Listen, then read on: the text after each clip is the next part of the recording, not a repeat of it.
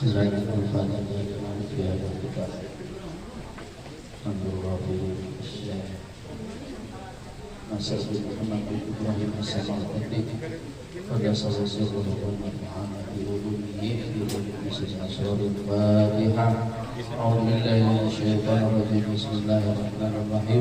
Alhamdulillahirabbil alamin arrahmanir rahim maliki yaumiddin.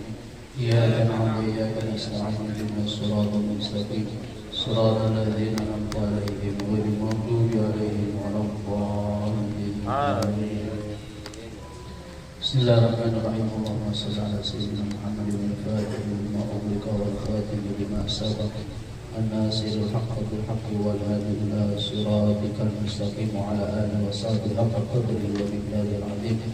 قال الشيخ المصنف رحمه الله تعالى وأدب النافع وببركة علوم وفيكم في الدارين آمين.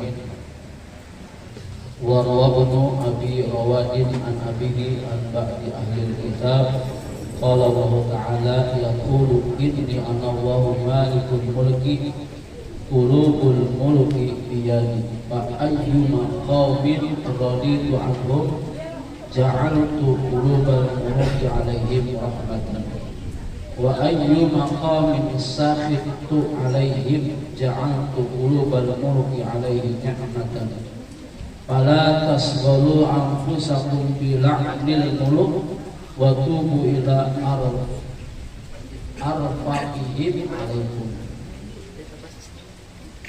Diriwayatkan dari Ibnu Abi Rawad dari ayahnya dari sebagian ahli kitab bahwa Allah Subhanahu wa taala berfirman, yaqulu inni ana Allahu malikul mulki. Kata Allah di dalam firman-Nya, sesungguhnya aku ini adalah penguasa yang menguasai daripada para raja-raja.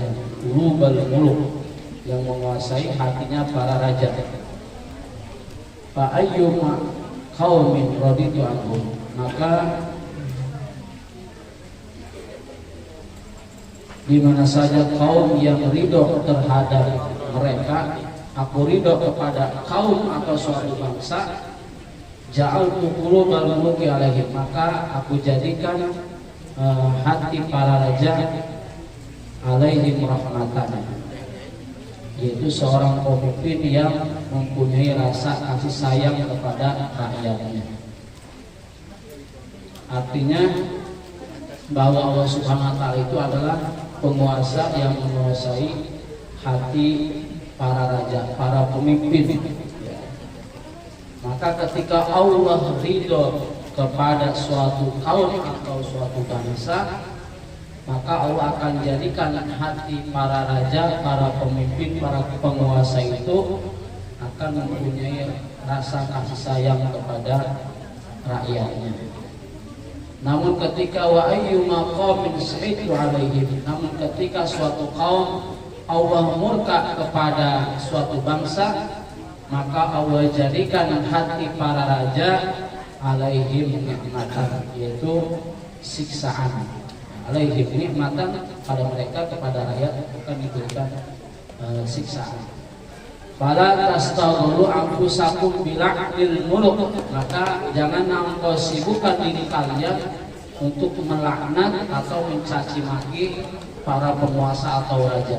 Wa tubu ila arfaqihim, namun bertobatlah kepada Allah agar engkau lembutkan hati para raja. Artinya ketika Allah ridho kepada suatu kaum, suatu bangsa, suatu kaum, suatu bangsa yang beriman, taat kepada Allah, maka Allah akan jadikan itu pemimpin adalah pemimpin yang mempunyai kasih sayang kepada umatnya, kepada rakyatnya, kepada bawahannya.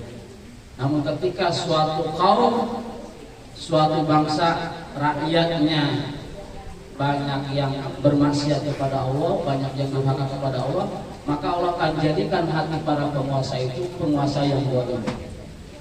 Maka dari itu kata Allah di dalam Al-Qur'annya, maka jangan engkau sibukkan diri kalian melaknat atau mencaci pemimpin yang zalim. Namun introspeksilah kepada diri kita dan bertobatlah kepada Allah agar jadikan hati para pemimpin itu adalah hati yang mempunyai kasih sayang. Jadi ketika kita diberikan suatu pemimpin yang zalim, suatu pemimpin yang durjana, maka jangan hati kita banyak mencaci maki, melaknat penguasa kita, ya. Jangan kita kalau pimpinan kita itu pemimpin yang zalim, jangan kita banyak mencaci mereka, menghujat mereka, ya, melaknat mereka. Namun kembalilah kepada kita sebagai rakyatnya, sebagai bangsanya, kita harus introspeksi diri. Kita menyibukkan diri kita bertobat kepada Allah, maka ketika Allah ridho dengan suatu kaum, suatu bangsa yang beriman kepada Allah, maka Allah akan jadikan hati para pemimpin yang baik, pemimpin yang amanah. Kemudian lanjutannya adalah warawa al-ala bin Abdurrahman an abihi an Abi Hurairah radhiyallahu anhu ta'ala anna Nabiy sallallahu alaihi wasallam qala law ya'lamul mu'minu ma indallahi minal 'uqubah ma tami'a fi jannatihi ahadun walau ya'lamul kafiru ma indallahi minar rahmat ma qanata minar rahmatihi ahadun. Diriwayatkan dari Abu Hurairah radhiyallahu anhu bahwa Nabi bersabda, seandainya seorang mukmin di sisi Allah tahu tentang siksaan Allah, maka mereka tidak ingin masuk surga seorang pun. Walau ya'lamul kafir, sebaliknya kalau seorang kafir ketika di sisi Allah dia tahu dengan rahmatnya, luasnya rahmat Allah, maka mereka tidak akan putus asa daripada rahmatnya Allah Subhanahu wa ta'ala.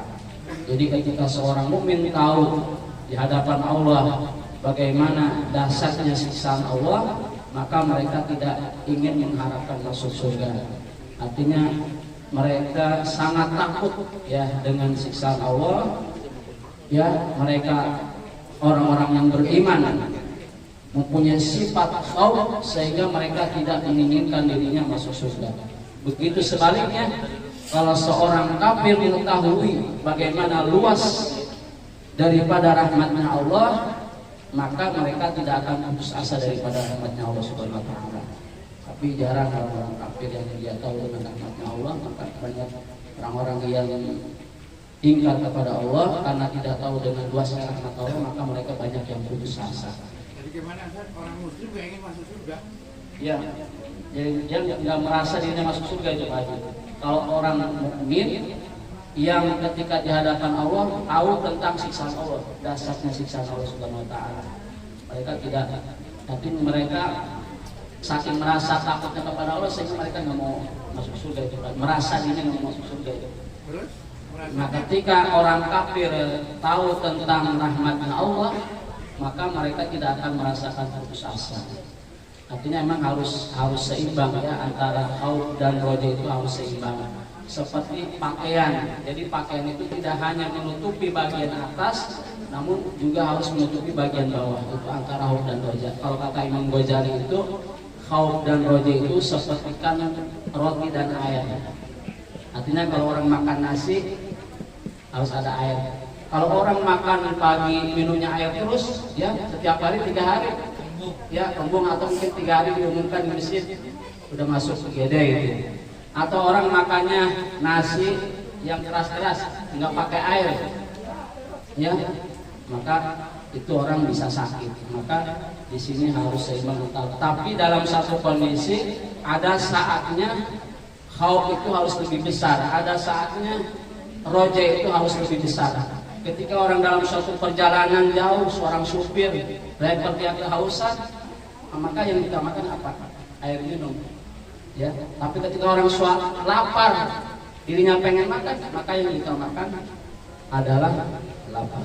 Maka ketika orang rajin banyak bermaksiat kepada Allah, maka dia harus lebih besar rasa takutnya kepada Allah Subhanahu wa ta'ala. Ketika orang saat beribadah atau dia dalam kondisi lemah, dalam kondisi sakit, maka yang diperbesar adalah rasa rojanya kepada Allah Subhanahu wa Ta'ala. Maka ini penting namanya antara sikap khauf dan roja itu harus seimbang ya.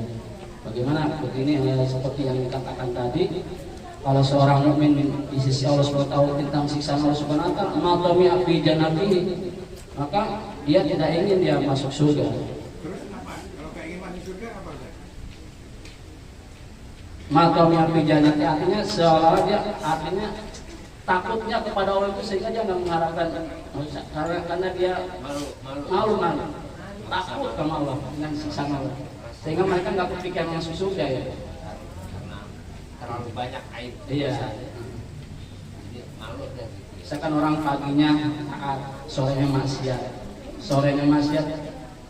sorenya dia tobat, besoknya maksiat. Artinya nggak merasa dia masuk surga. Begitu juga orang kafir, kalau dia tahu tentang luasnya rahmat Allah, dia juga bakalan putus asa.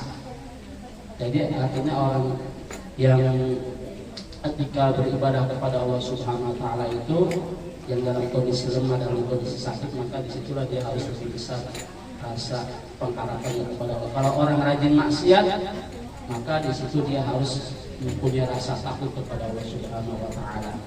Ini konteksnya Allah itu dia sifatnya dua, Ustaz. Nah itu bukan karena takutnya sampai nggak mau masuk surga. Lawannya apa? Itu karena takut, oke lah, masih takutnya sama Allah. Nah satu rojaknya gimana rojaknya? Orang mukmin tadi loh. Ya. Ya kan tadi ada orang mukmin, ada kafir. Ya. Yang mukmin baru disampaikan aja, saking takutnya sama Allah sampai nggak mau masuk surga. Nah kalau saking berharapnya kan mesti ada kayak gitu juga. Ya makanya ada saat kondisi itu harus lebih ini ada saat kondisi lebih besar rojanya. Kalau orang rajin maksiat ya, maka dia harus lebih banyak sifat rasa takutnya kepada siksaan Allah Subhanahu wa Ta'ala. Kalau dia orang yang orang yang dalam kondisi sakit pengen ibadah tapi dia keterbatasan dengan kemampuannya. Kalau gitu bacanya Ustaz, kita sedang mau putih, walaupun kita banyak dosanya, kita berharap ke Allah. Iya, jadi harus Sebaliknya mengharapkan ada rahmat Allah. ada sisi yang lain, Iya. walaupun dia banyak ibadah, Ibadah betul. Jangan merasa aman. jangan merasa aman masih Iya, surga. betul. Ibadah terus ini. Iya, maksudnya begitu Pak. Jadi antara khauf dan roja kita harus. Jangan terlalu yakin, jangan terlalu optimis nih bahasanya gitu. Jadi yang orang yang rajin ibadah juga jangan merasa aman dia masuk surga, jangan merasa aman dengan amalnya, tapi tetap harus berharap rahmat Allah Subhanahu wa Ta'ala. Kebaikan jangan terlalu pede, Iya, betul. yang banyak dosa jangan terlalu pesimis. Harus seimbang. Kata Iban ada syair Muas ilahi lastu ya dausi ahla. Enggak pantas Itu deh masuk saya surga, tapi apa juga tidak kuat masuk neraka. Jadi di mana itu? Surga nggak pantas, neraka nggak kuat. Tapi harapan rahmat Allah itu lebih besar. Ya mudah-mudahan kita ini dalam rangka kita memperbaiki diri kita ya, supaya ada rasa khauf dan rojanya harus seimbang ya. Mudah-mudahan ada manfaatnya, kita senantiasa daripada mengharap rahmat Allah Subhanahu wa Ta'ala. Kalau kita punya rasa takut ya kepada Allah, bukan berarti kita harus menjauh, tapi kita harus semakin dekat kepada Allah Subhanahu wa Ta'ala. Kalau orang sudah rasa takut kepada Allah, maka tidak akan rasa takut dengan urusan dia, tidak akan takut dengan urusan takdir Allah yang diberikan kepada kita. Orang yang diberikan rahmat oleh Allah tidak akan protes dengan takdir yang Allah berikan kepada kita. Jadi artinya rahmat Allah itu luas. Jadi tidak hanya berbentuk rizki, harta benda, kekayaan, tapi keluarga kita, anak-anak kita yang soleh-soleha, ketenangan dalam hidup itu adalah daripada rahmatnya Allah Subhanahu wa Ta'ala. Wallahu a'lam bishawab. Al-Fatihah. Alhamdulillah syaitanir bismillahirrahmanirrahim. Alhamdulillahirabbil alamin arrahmanir rahim maliki yaumiddin. Iyyaka na'budu wa iyyaka nasta'in ihdinas siratal mustaqim siratal ladzina an'amta 'alaihim ghairil maghdubi 'alaihim waladdallin. يا ربنا اعترفنا بأننا اقترفنا وأننا أسرفنا على لظى أشرفنا فتب علينا توبة سنكن لها